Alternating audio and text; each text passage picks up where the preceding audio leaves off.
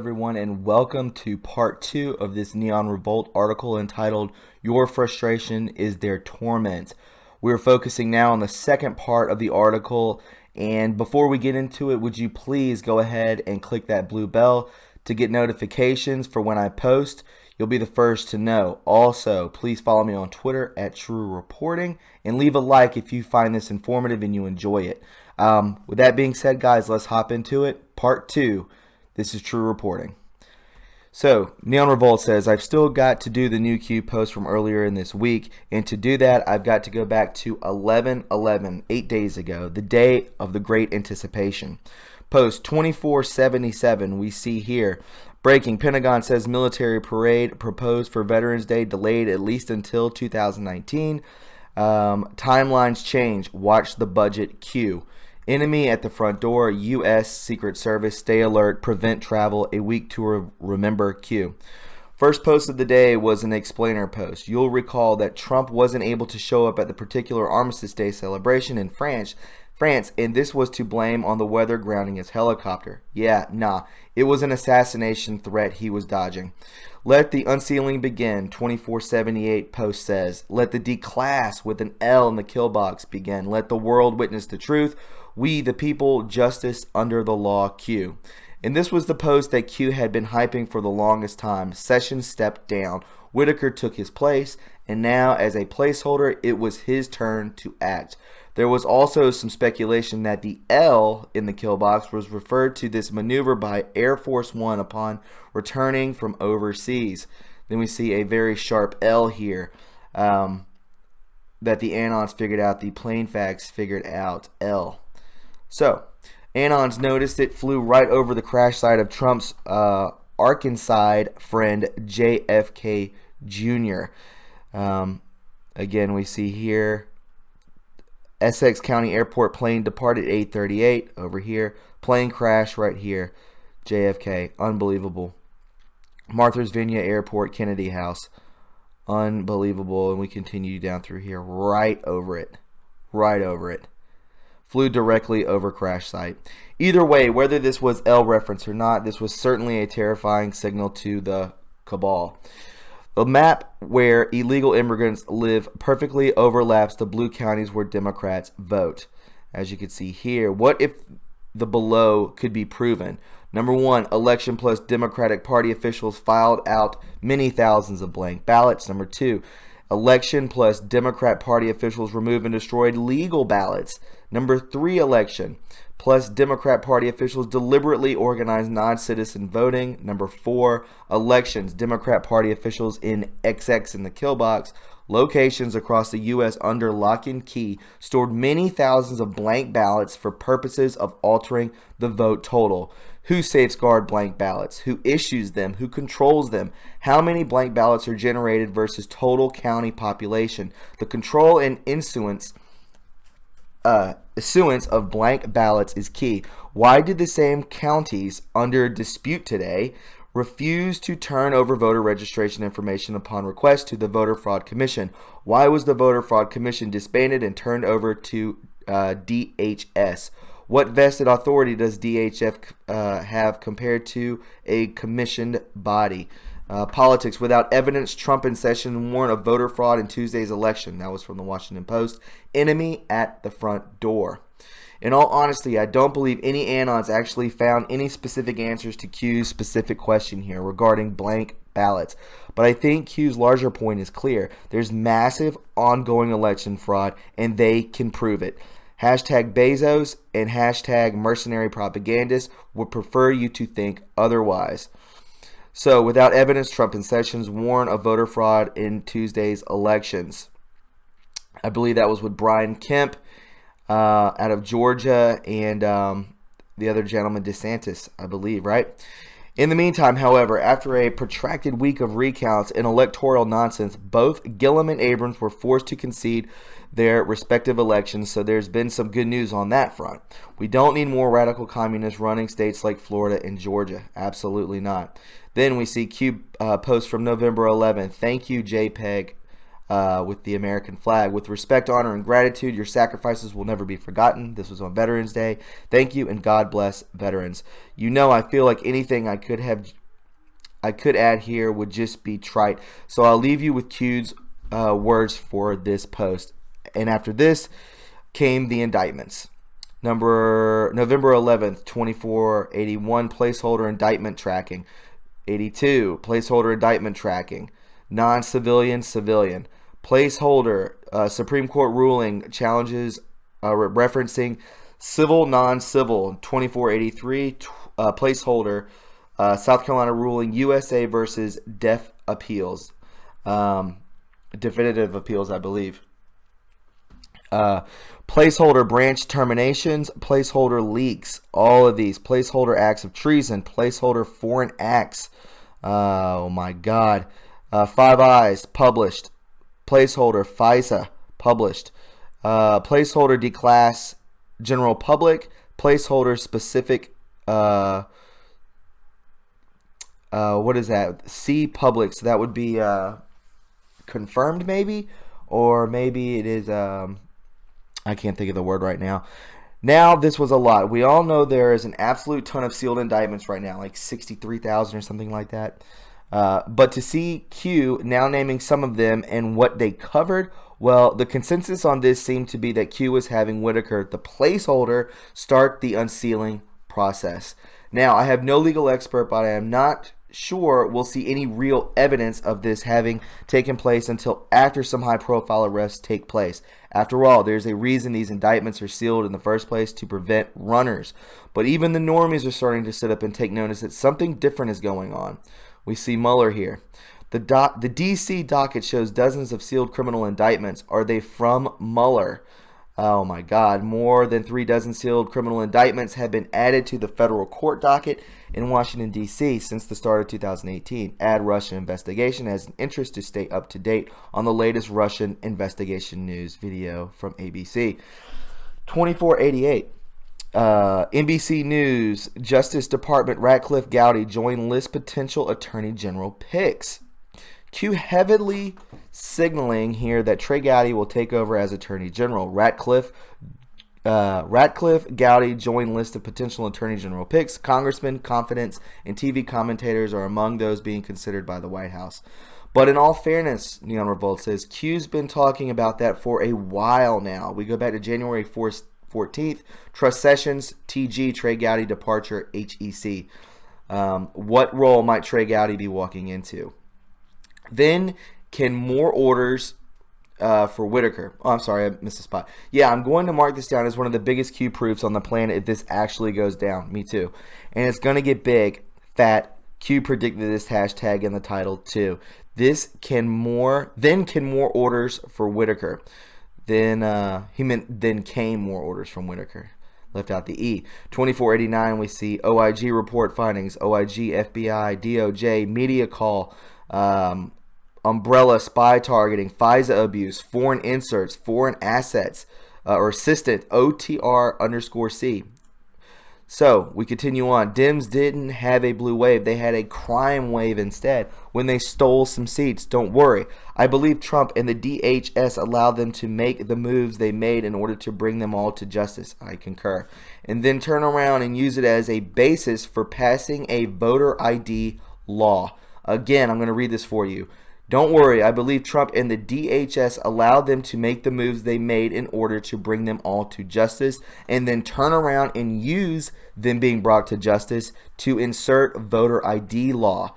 There's been a lot of talk about this all across the board for some time now, and I've thrown a couple great threads up on Gab. But with Trump's Twitter post today, I have more reason than ever to believe this is to be the case. More on that in a moment. If they put in voter ID law, the Democrats will never win again, and we'll have swift, justly elections that are fair and honest, and that's what this country needs. No more corruption, right? So 2491, we see here another Q post from November 12th. Number 1 attacked person by fake news plus Swamp. Republican plus Democrat, POTUS. Number 2 attacked entity by fake news plus Swamp, R plus D, Democrat, Q. As of 3:02 p.m. Eastern today, QAnon is now the second most attacked entity behind POTUS within the U.S. Republican and Democrat coordinated blitz attack? Logical thinking, why? Why would the biggest media companies in the world continue to attack this movement? 2 + 2 = 4. Congratulations, Anons. You are now the second biggest threat to the establishment. Badge of honor. Something big is about to drop. Q. Hashtag boom. You better believe we're the biggest threat to the narrative and the fake news. It's why I wrote that long diatribe before all this. That is why I made you aware of not only who these people are, but how they're coordinating and who they're financed by.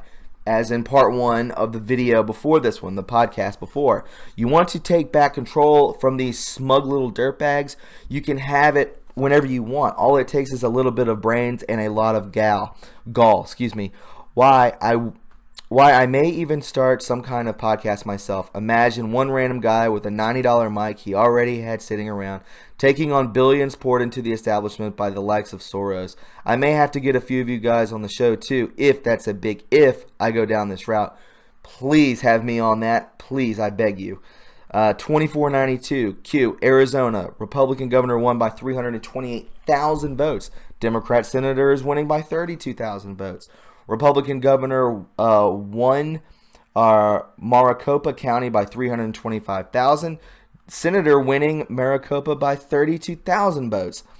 35,000 votes swing to Democrat Senator Q. Bill Mitchell has long followed all the numbers behind the polling and elections and tweeted something similar to this post out earlier the same day. And you know what? He was absolutely right. Follow Bill Mitchell on Twitter for sure. I can't wait for the day when Bill, the eternal boomer, and I say that with much love, Mitchell goes on board the Q train. I believe he's kind of on that train, to be honest. Hey, if I start a podcast, maybe I'll have to have him on. And then came the last post we saw from Q. This landed at a time when many were feeling pretty despondent, and the mercenary propagandists wasted no time capitalizing on that. 53-47, 2493 post. 53-47 Q. In fact, Tapwater Travis had been capitalizing on Q's error for the longest time. Then when this is from the last podcast before, so a Q drop said 53-47, and many QAnon people believed he was predicting for Kavanaugh's confirmation vote. The actual vote was 50-48. So right at this moment, QAnon believers are tweeting their rationalization for why 53-47 vote didn't happen. Go back. He's basically doxing these people not to follow them. These are not good people. They're bought and paid for through George Soros, through Chelsea Clinton. Find that out in the first part of this video. So we see here, this is just Travis View basically bashing people from the 53-47 vote. Basically, their idea of why it wasn't 53-47. See, Tapwater Travis has been sowing discord and fear for over a month at this point. He didn't want to take anyone to take a closer look at this. He didn't want anyone to wait patiently and see what would come of it. No, he wanted you to dismiss it as wrong and leave it in the dust. But then came the tweet. People are not being told what the Republican Party is on track to pick up 2 seats in the U.S. Senate, an epic victory, 53-47. The fake news media only wants to speak of the House, where the midterm results were better than other sitting presidents. That glorious, immaculate tweet. Not only did Q call the results of the midterm election over a month in advance, but this shows definitively, undeniably, a remarkable level of planning and coordination with POTUS himself. I said it before, but it's not any one proof that has me believing in Q right now. It's the preponderance of evidence that just keeps stacking up that has me knowing beyond a shadow of a doubt that all of this is real. And an earlier version of this tweet even had a missing H in it, which was itself reference to an earlier Q post. Where should be where missing H equals H. So we see here where, were. Okay, I don't want to confuse you. Okay, so fake news media only wants to speak of the House. Were, this should be where. The midterm results, it's missing the H, were better than other sitting presidents November 16th. A clean H house is very important. We see here, correct? This is from April 11th. A clean H house is very important. The Senate was always the primary objective. Our attempt by reassurance, referencing last drops, referencing House Senate backed by POTUS tweet directly, thereafter stating the same thing, should have put this to bed. How many coincidences before it is mathematically impossible? 53 to 47. So this is military planning at its finest, folks.